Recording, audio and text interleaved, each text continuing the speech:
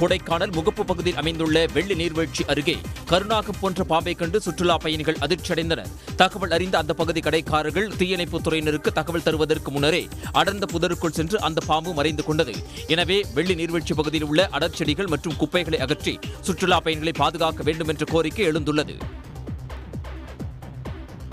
புதுக்கோட்டை மாவட்டம் ஆலங்குடி அருகே உள்ள கொத்தமங்கலம் முத்துமாரியம்மன் கோயில் தேரோட்ட திருவிழா விமர்சையாக நடைபெற்றது. இந்த திருவிழாவில் மொத்தம் 3 தேர்கள் வலம் வந்த நிலையில் பேச்சியம்மன் தேரை பாரம்பரிய முறைப்படி பெண்கள் மற்றும் குழந்தைகள் மட்டும் இழுத்தனர். மீதமுள்ள 2 தேர்களை ஆண்கள் வடம் பிடித்து இழுத்தனர்.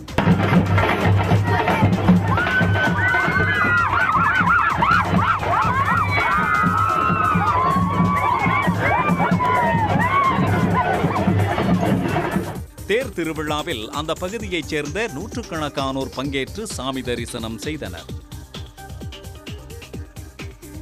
வந்தவாசி அடுத்த கொடநல்லூர் கிராமத்தில் உள்ள ஏரியில் அனுமதியின்றி மண்ணள்ளிய டிராக்டர் மற்றும் ஜேசிபி இயந்திரங்கள் பறிமுதல் செய்யப்பட்டன.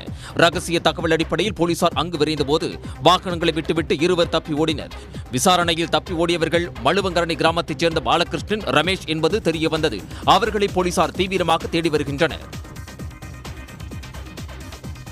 திருச்செந்தூரில் சூறைக்காற்றுடன் மழை பெய்த நிலையில் சார் பதிவாளர் அலுவலகம் அருகே அமைக்கப்பட்டிருந்த தனியார் செல்போன் கோபுரம் திடீரென உடைந்து விழுந்ததால் பரபரப்பு நிலவியது. உயர்மின் கம்பி மீது சாய்ந்த செல்போன் கோபுரம் ஜேசிபி உதவியோடு பத்திரமாக அகற்றப்பட்டது.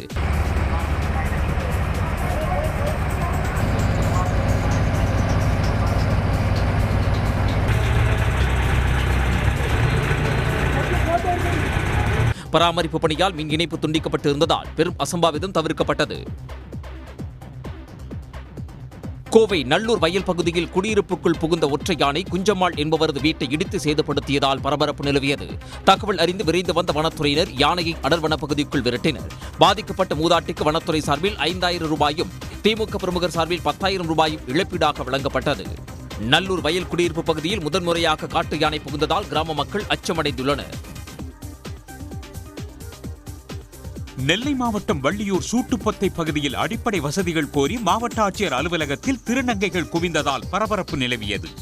8 வருடங்களாக போராடி பெற்ற பட்டா நிலத்தில் வாழ்ந்து வருவதாகவும், ஆனால் குடிநீர், கழிப்பறை உள்ளிட்ட அடிப்படை வசதிகள் ஏதும் செய்து தரப்படவில்லை என்பதும் இவர்களது புகாராக இருக்கிறது. நாங்கள் மனு சார்ட்ட கொடுத்தோம். இப்போ கலெக்டர் சார்ட்ட மனு கொடுத்தோம். அவங்க என்ன சொன்னாங்கன்னா, அந்த இடத்த நீங்கள் காலி பண்ண வேண்டாம், மறுபட்டா வாங்க வேண்டாம் அப்படின்னு சொல்கிறாங்களே தவிர உங்களுக்கு போதுமான வசதிகள் அங்கே செஞ்சு தரோம், நீங்கள் வெயிட் பண்ணுங்க அப்படின்னு எங்கிட்ட சொல்லலை. எங்களுக்கு போதுமான வசதியும் எங்களுக்கு வீடும் அங்கே கட்டித்தரணும். இது கவர்மெண்ட்டுக்கு ஒரு பெரிய கோரிக்கையை நாங்கள் வச்சுருக்கோம்.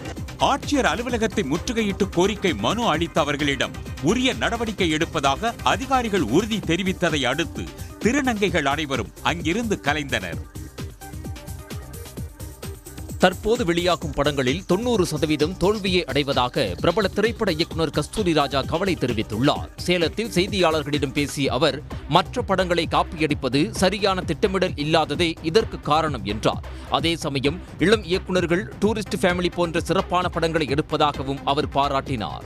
அதுதான் இந்த சினிமாவுடைய இப்போ இருக்கிற சரியான பொசிஷனில் இல்லை, எந்த இடத்துல இருக்குன்னு தெரியல.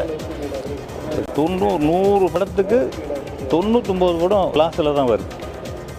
அதுக்கு காரணம் திட்டமிடல், தேடுதல் இல்லை. தான் எழுதி இயக்கிய ஒத்த ரூபாய் பாடல் எந்தவித அனுமதியுமின்றி குட் பேட் அக்லி படத்தில் பயன்படுத்தியதாக கூறிய கஸ்தூரி ராஜா இந்த விவகாரத்தை சட்ட ரீதியாக அணுக உள்ளதாக குறிப்பிட்டார். திருச்செந்தூர் அடுத்த உடன்குடியில் கோயில் வளாகத்தில் கிடந்த 15 சவரன் தங்க நகையை கைப்பற்றி கோயில் நிர்வாகத்திடம் ஒப்படைத்த இஸ்லாமியருக்கு பலரும் பாராட்டு தெரிவித்துள்ளனர். செட்டியாப்பத்து 5 வீட்டு சுவாமி கோயில் முன்பு டீ, காஃபி வியாபாரம் செய்து வரும் காதர் மீரா சாஹிப் கோயில் வாயிலில் தங்கச்செயின் கிடந்ததை பார்த்துள்ளார். சற்றும் தாமதிக்காமல் அதனை கைப்பற்றிய அவர் உடனடியாக கோயில் நிர்வாகத்திடம் ஒப்படைத்தார். பின்னர் கோயில் ஒலிபெருக்கியில் அறிவிக்கப்பட்டு உரியவரிடம் நகையை ஒப்படைத்தனர். சேலம் மாவட்டம் எடப்பாடி அருகே ஆன்லைனில் ஆர்டர் செய்து தனியார் சூப்பர் மார்க்கெட்டில் வாங்கிய மளிகை பொருட்களை சமைத்து சாப்பிட்ட குடும்பமே உடல்நிலை பாதிக்கப்பட்டதாக புகார் எழுந்துள்ளது. சாப்பிட்ட அடுத்த நாள் ராஜாவின் மனைவி மற்றும் குழந்தைகளும் பாதிக்கப்பட்டனர். இதையடுத்து வாங்கிய மசாலா பாக்கெட்டுகளை ஆய்வு செய்த போது அவை காலாவதியான பொருட்கள் என தெரிய வந்துள்ளது. எடப்பாடியில் இருக்கக்கூடிய ஜியோ மார்ட்ல நாங்கள் தொடர்ந்து ஒரு 2 வருஷமா கஸ்டமரா இருக்கோம். கடந்த 14ஆம் தேதி மளிகை ஜாமான்லாம் வாங்கியிருந்தோம் ஆன்லைனில். நான் கொஞ்சம் வெளியில் இருக்கிறனால ஆன்லைன் ஆர்டர் போட்டிருந்தேன், கொண்டு வந்து வீட்டிலே டெலிவரி கொடுத்தாங்க. ஆனால் வந்த அந்த மசாலா பொருள் வந்து பார்த்தீங்கன்னா அதோடைய காலம் முடிஞ்சிருச்சு, முடிஞ்சிருச்சு. அதை சமைச்சு எங்கள் எல்லாருக்குமே உடல்நல கோளாறு. இது தொடர்பாக கேட்டபோது தெரியாமல் தவறு நடந்து விட்டதாக சூப்பர் மார்க்கெட் நிர்வாகம் கூறியதாக அந்த வாடிக்கையாளர் குற்றம் சாட்டியுள்ளார். திண்டுக்கல் அருகே ஐயன்குளம் பகுதியில் ஆகாய தாமரை நிறைந்த குளத்தில் சிக்கி தவித்த மயிலை பொதுமக்கள் உதவியோடு தீயணைப்புத் துறையினர் மீட்டனர்.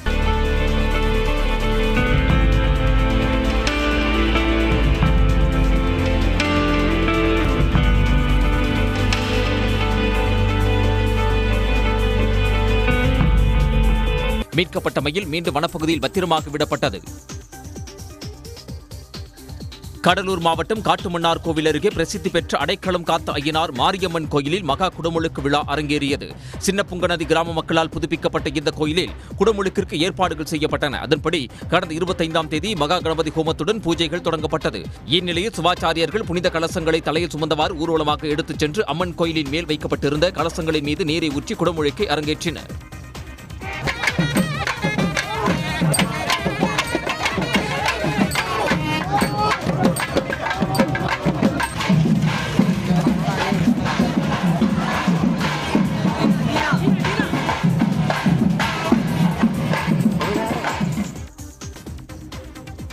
காஞ்சிபுரம் மாவட்டத்தில் தேசிய நுகர்வோர் கூட்டமைப்பு குழுவினர் கொள்முதல் செய்யும் நெல் மூட்டைகளுக்கு 1 மாதத்துக்கு மேலாகியும் பணம் வழங்கவில்லை என விவசாயிகள் குற்றம் சாட்டியுள்ளனர். காஞ்சிபுரம் ஆட்சியர் அலுவலக வளாகத்தில் நடைபெற்ற மக்கள் குறைதீர் கூட்டத்தில் ஆட்சியரிடம் மனு அளித்த விவசாயிகள் நுகர்பொருள் வாணிபக் கழகத்தினர் கொள்முதல் செய்யும் நெல் மூட்டைகளுக்கான பணம் 1 வாரத்திற்குள் விவசாயிகளின் வங்கிக் கணக்கில் வரவு வைக்கப்படுவதாகவும், தேசிய நுகர்வோர் கூட்டமைப்பு குழுவினர் கொள்முதல் செய்யும் நெல் மூட்டைகளுக்கு 1 மாதத்திற்கு மேலாகியும் பணம் வழங்கவில்லை என தெரிவித்தனர். அடுத்த பாகத்தில் நாங்கள் விவசாயிங்க ரொம்ப மன உளைச்சல் இருக்கோம். அறுவடை பண்ண ஆளுங்களுக்கு கூலி கொடுக்க முடியல, ரெண்டாவது அடுத்த உழவு ஓட்டினவங்களுக்கு கூலி கொடுக்க முடியல, மறுபடியும் அடுத்த பாகம் நாங்கள் விவசாயம் பண்ணுறதுக்கு எங்களுக்கு பணமே இல்லை. ரொம்ப மன உளைச்சல் இருக்கணும். உடனுக்குடன் செய்திகளை தெரிந்து கொள்ள சன் நியூஸ் பெல் ஐகானை கிளிக் பண்ணுங்க.